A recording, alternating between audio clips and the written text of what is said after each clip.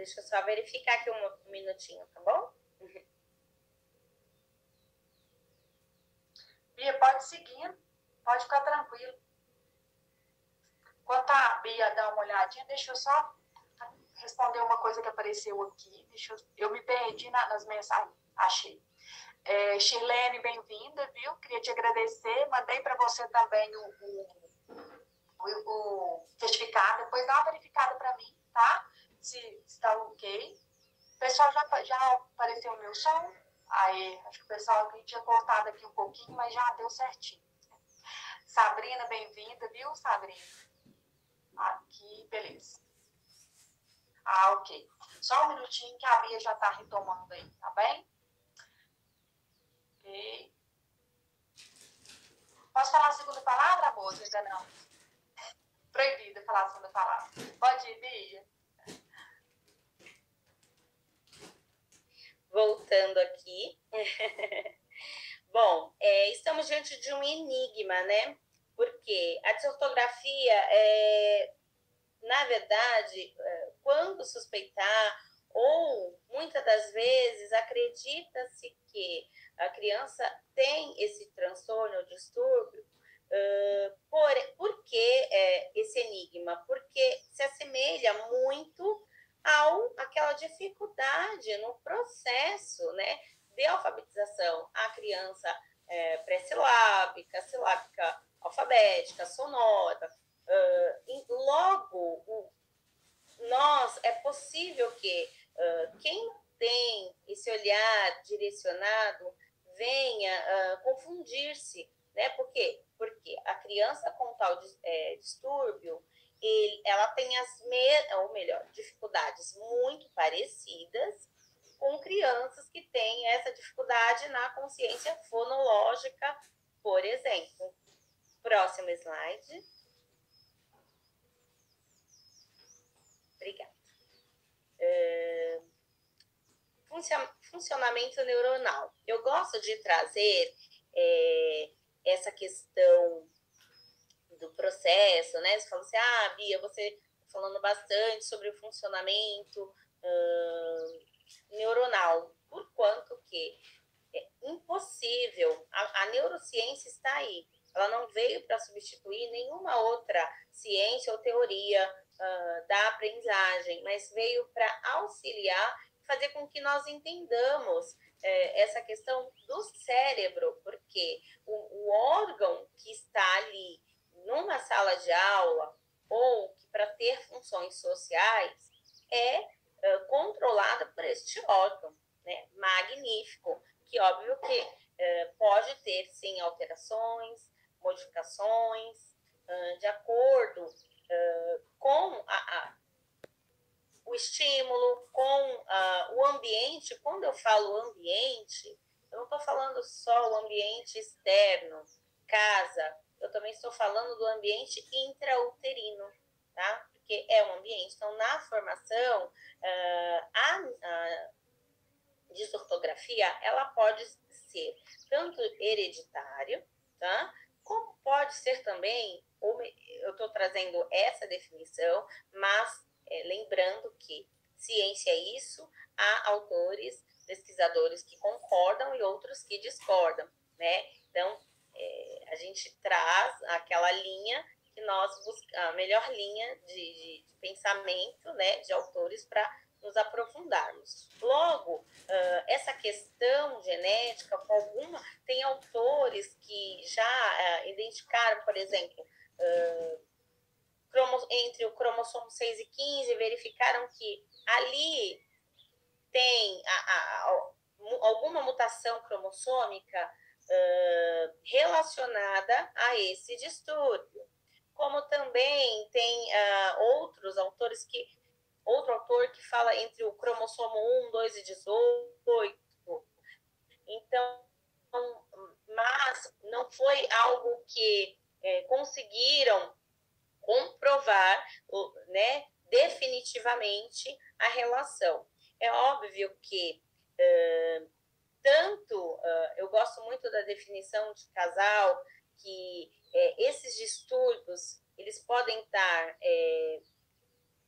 infelizmente, como é um distúrbio da escrita, da aprendizagem, trago aqui também uma preocupação, principalmente que não podemos deixar de falar na questão da pandemia, e crianças que ficaram longe da escola, né, dessa rotina de aprendizagem, logo, não, porque como se aprende a ler? Lendo. Como se aprende a escrever? Escrevendo, escrever bem, ler bem, eu digo. Né? É óbvio que essas áreas que está aí, occipital, parietal, temporal, frontal, precisam estar preservadas. O nosso cérebro trabalha com a questão de compensação, ativar as áreas compensatórias, que quando determinada área está em falha, ele procura compensar, né, aquela necessidade. Porém, precisa, como eu disse logo no início, precisa ter estimulação e estimulação correta. Então, se alguém tinha dúvida, né, quais as possíveis causas, pode ser tanto hereditária como genética. A preocupação... Pois não. Deixa eu só comentar algo aqui que talvez, né, acho que é bem relevante com o que você está trazendo, que é essa questão, né, do momento em que a gente, né, a liga, né, o sinal de alerta ali, que pode ser uma disgrafia, uma desortografia. E aí, quando a gente pensa nessa linha da desortografia, a gente tem que entender que existe um processo, né, de aquisição ortográfica. Essa parte ela é importante demais, porque às vezes é muito comum a mãe chegar para a gente com a criança no início de alfabetização, ela está, né, chegando no nível alfabético e a mãe quer que ela escreva, né, olha, ele não consegue escrever, ele está escutando uma coisa, escrevendo outra. Eu acredito que essa criança deve ter uma desortografia. E aí a gente tem que entender esse processo, né? Porque a aquisição, né, desse processo que a gente vai chamar de base ortográfica, ele demanda de um tempo para a criança. A criança vai ler, ela vai se alfabetizando com esse processo e depois vai fazendo a aquisição dessas regras, né, dessa normatização ortográfica. Então, esse processo também é importante da gente entender, porque senão a gente vai ficar aflito chegando naquele ponto que a Bia contou, né, que acha que todo mundo tem desortografia. Isso é muito comum por volta, né, de 8, 9 anos aí, quando as crianças estão saindo do nível alfabético e ampliando as suas visões, que escrever é muito mais do que consoante vogal, que a sílaba tem outras formações além dessa. Então, é importante, eu falo que a dislexia a gente consegue perceber por volta do 7. A desortografia, eu falo que a gente pede um tempo a mais. Por que de um tempo a mais? Porque a criança precisa primeiro, né, passar pelo processo de aquisição da ortografia, que não é algo simples, a gente sabe que não é. A nossa conversão ortográfica ela é muito complexa. Então, erros, né, trocas, é algo que a gente vai cometendo ao longo da vida. Mas a desortografia é algo, assim como a Bia vai mostrar nos próximos slides, é algo que é gritante além daquele padrão esperado, entre aspas, né, que a gente acaba tendo, de uma criança cometer algumas, né, burlar algumas normatizações. Então, isso é importante também que a gente entenda para não ficar aflito e achando que todo mundo que escreve, né, com erros, tem dificuldade de percepção desse som para registrar, tem de fato desgrafia, né, desortografia. E aí a mesma coisa para a disgrafia, que é a questão que a gente vai discutir no próximo encontro, né? Pensar nesse contexto da proximidade. Quando a Bia colocou que a desortografia tem a ver com a questão da escrita, ou da ortografia, né, da escrita, é diferente do traçado. Não é uma letra feia e uma letra ilegível, mas são, né, projeções que a gente vai vendo ali naquela escrita onde existem muitas questões, né, de incoerência com aquela ortografia da palavra. E muitas delas não é a regra ortográfica, mas é traduzir aquele som que ele está escutando, a forma que a letra é, e fazer o registro disso. Acho que essa é uma parte importante também para a gente considerar, né, Bia, nessa questão aí do diagnóstico. Perfeito, Gi. E vale lembrar também que tanto a escrita como a leitura, ela não é inata, foi algo que foi construído, né, durante a evolução humana, trazendo aí essa questão evolucionista, Porém, é um processo cultural, é um processo, não é inato, não é como andar, né? Que tem aquele período e a criança aprende a andar. Não. Então, precisa ter essa consciência. Perfeito. Próximo slide, por gentileza. Com relação a essa questão, é preocupante também que a pandemia traz esse alerta, que é a questão da dificuldade que eu, entre aspas, coloco, de ensinagem, tá? Então, nós falamos de dificuldade de aprendizagem, mas a gente precisa considerar que também tem o problema de ensinagem, tá? As crianças que tiveram esse período, praticamente quase 2 anos aí, fora do ambiente escolar, sem os determinados estímulos, porque os pais não têm essa habilitação, porque para ser médico não pode ser qualquer um.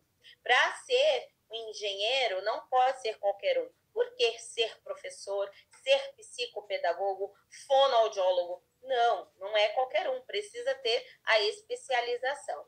Então, eu trago essas áreas, eu coloquei no slide acima, mas Zorzi, que é um grande aí autor da parte do método fônico, né, traz essa relação, as áreas determinadas, vocês podem olhar aí de cada uma delas, e o que é responsável, quais as funções ligadas, tá? Campo fonológico, que tanto traz que o transtorno da dislexia, não estou dizendo que todo desortográfico é um disléxico, mas pensa-se logo em uma dislexia por conta da semelhança de dificuldade, então é preciso avaliar bem cuidadosamente para que não erramos, né?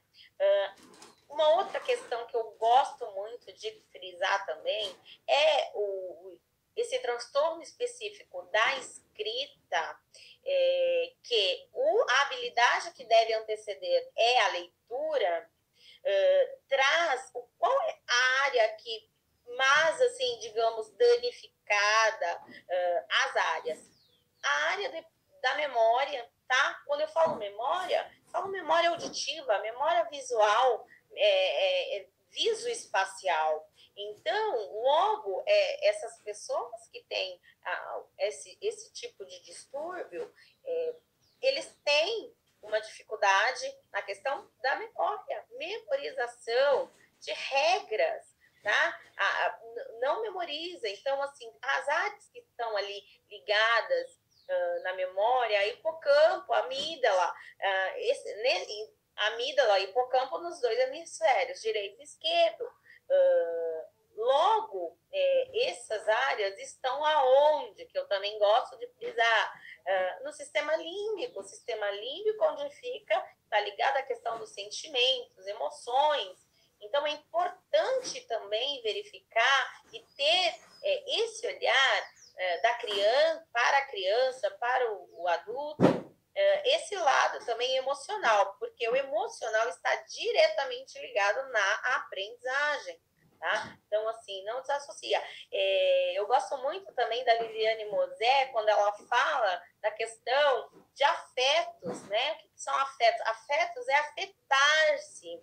Então, logo, precisa ter um vínculo. Quando eu falo vínculo entre o aprendente e o especialista, o fonoaudiólogo, o psicólogo. Eu falo entre o professor e o aluno. Então, precisa fortalecer, porque um cérebro, que a gente depois pode ver isso em outro momento, as áreas que são responsáveis pela aprendizagem, tá? Então, o sistema límbico, emoção, sentimento está ligado à aprendizagem. E o nosso cérebro, ele tende a querer economizar energia. Então, assim, você precisa estimulá-lo mesmo. Logo, você precisa tirar ele da zona de conforto, tá? Próximo slide, por favor. De qualquer coisa de contexto, você me fala. Tá, deixa eu só falar a segunda palavra-chave. A segunda palavra palavra-chave, já falei a primeira. A nossa segunda palavra-chave é ortografia. O Thiago vai deixar escrito aí no slide abaixo aí para vocês, abaixo do slide, para vocês, tá? É ortografia. Aproveitando, eu vou só comentar, reler aqui 2 comentários, Bia, que estava aqui. Primeiro a Áurea, né, te cumprimentando, deixando aí o abraço dela. A minha Dinda Aida comentou que a questão, né, da falta que faz esse ambiente escolar, não só na questão aí da desortografia, mas nesse processo aí de ensinagem, e aí ela dizendo, né, dessa correria, desse escasso tempo que os pais têm para a criança e como isso tem, né, impactado na questão da aprendizagem. O Reginaldo também está cumprimentando ali, ele é de São José de Tapera, Alagoas, delícia de lugar, um abração para vocês. E ele falando, né, que como que é bacana ver esse conhecimento, ele está te elogiando por aqui. Não sei se você está acompanhando aí pelo YouTube, eu vou te passando aqui. Pode retomar, Bia. Muito obrigado, Rivas, Áurea, amo. Tiago, muito obrigada. Realmente desejo conhecer o estado de Alagoas. Espero em breve um congresso, um simpósio, possamos ir, né, Gi? Voltando, de suma importância essa questão mesmo do ambiente escolar, dificuldade. Sabemos que eu até comparo, outro dia eu postei a minha filha lendo um trecho do Diário de Anne Frank, e ela falando sobre a questão da dificuldade que ela encontrava ali. E aí eu associei, falei, filha, o que Anne Frank passou é óbvio que nem se compara, mas assim, um cenário de guerra que as pessoas, crianças, estavam privadas de ir à escola. E a pandemia causou isso, né? Então, assim, Darwin também dizia, né, o que ele aprendeu, né, ele verificou que os que sobreviviam, né, no ambiente não eram os mais fortes, os mais inteligentes, mas os que acompanhavam e conseguiam se adaptar a mudanças. Então, a gente está diante de um cenário diferente e a gente precisa lidar, né? E aprender mesmo. Nesse slide tem tipos de desortografia. Não vou me aprofundar aqui, mas esses slides, com certeza, a gente já avisou que vai disponibilizá-los, né? Eu trago a questão... a desortografia, na verdade, ela foi dividida em 2 partes, mas depois especificando aí. Tem a parte... seria a desortografia natural, que é onde a pessoa apresenta uma dificuldade maior na parte fonológica, tá? Dos fonemas. E tem a desortografia arbitrária, que é onde aquela questão da aplicação de regras gramaticais, tá? Então, estamos dividindo aí em 2 grupos, mas que vocês podem ver que tem essa questão da temporal. Eu gosto também de trazer, de falar e estudar um pouco a linha luriana, aí na questão da neurociência, as bases que Lúria trazia para esse desenvolvimento. Por exemplo, qual que é a base principal da aprendizagem? Para ter aprendizagem, precisa ter mudança de comportamento, precisa ter resultados. Logo, a base é a atenção.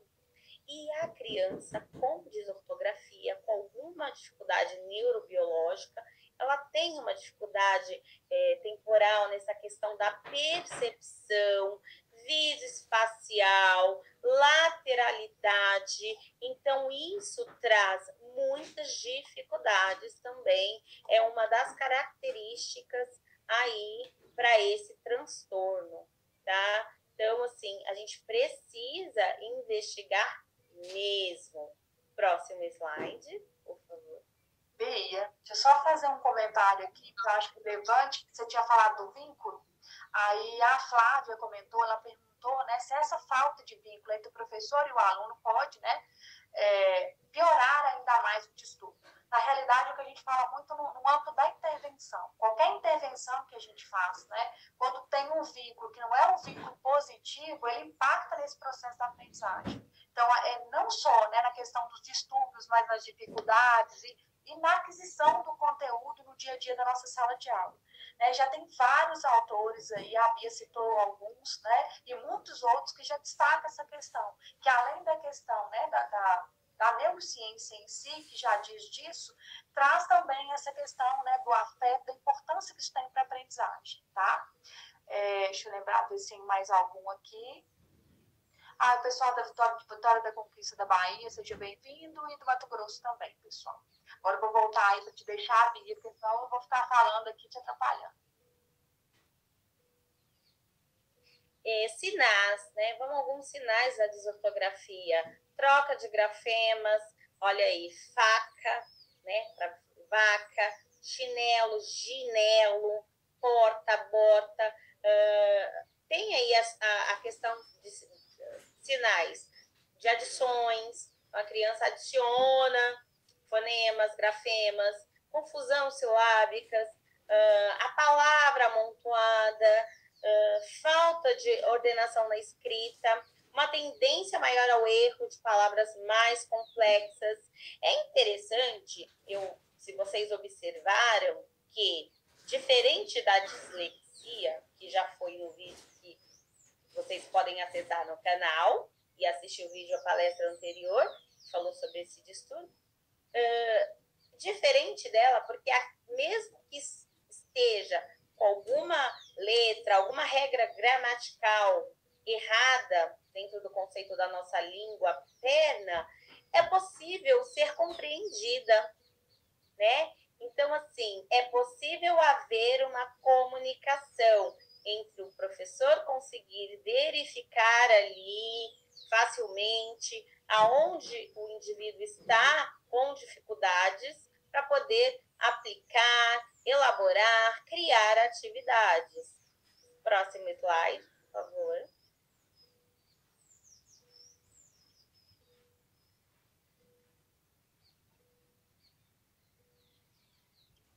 Logo, essa análise comparativa que eu disse para vocês, olha aí as trocas possíveis da desortografia.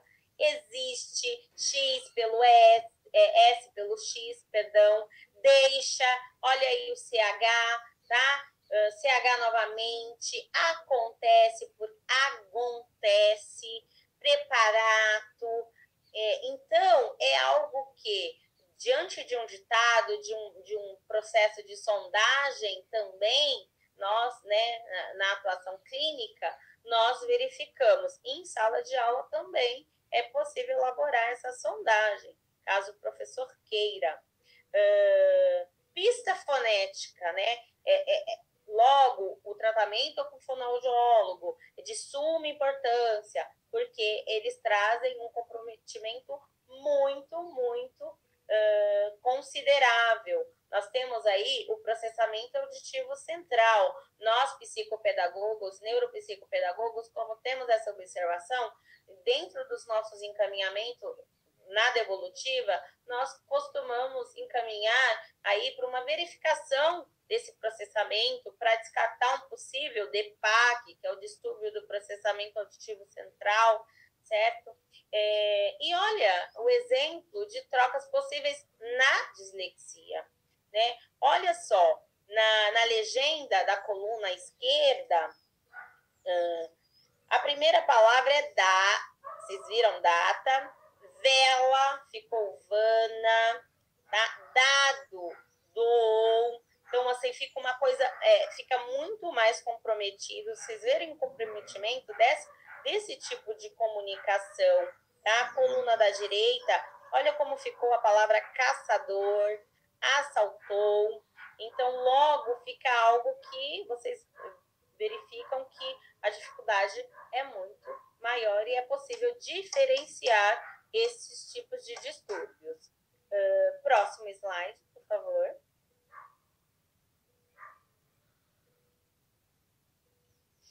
Exemplos. Olha aqui um exemplo de frases que eu trago aqui para vocês.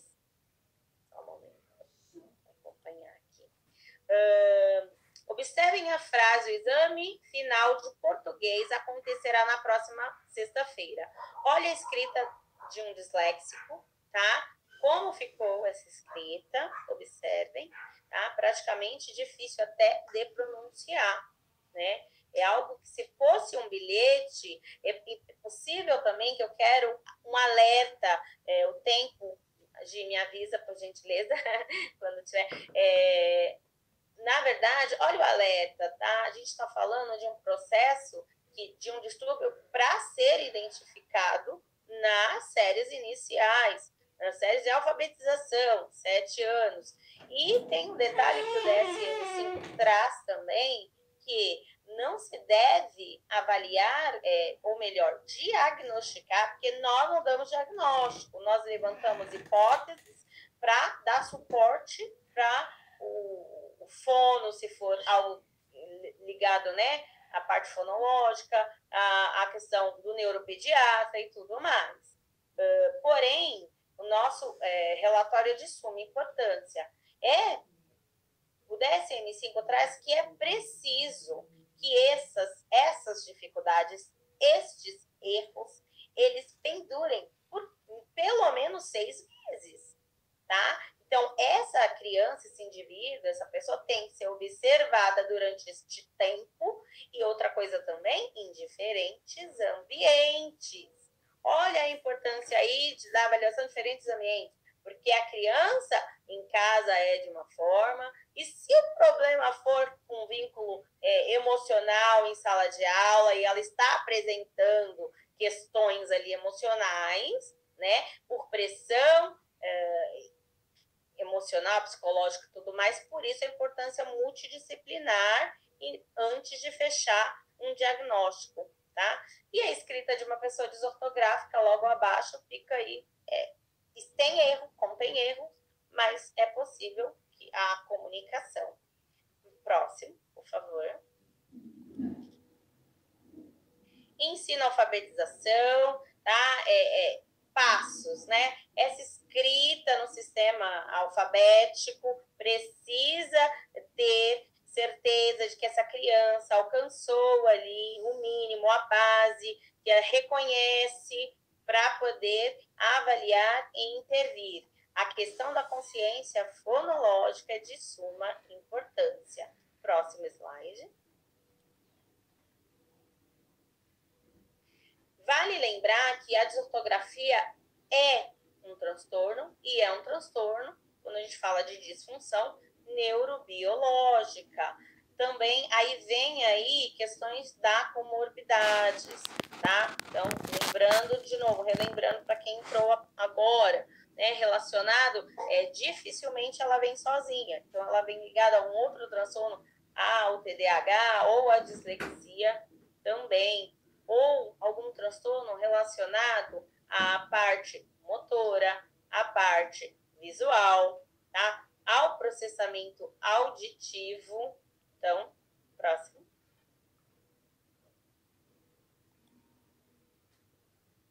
Fique atento, olha aí os sinais, as dicas, tá? Ao tipo de trocas de letras, F, V, P e B, D e T. Olha a importância quando a gente vai falar da questão de lateralidade. Eu tenho atendido assim, alguns aprendentes, assim, geralmente, na grande parte das vezes, tem o problema de lateralidade, que está com dificuldade na alfabetização, tá? Por quê?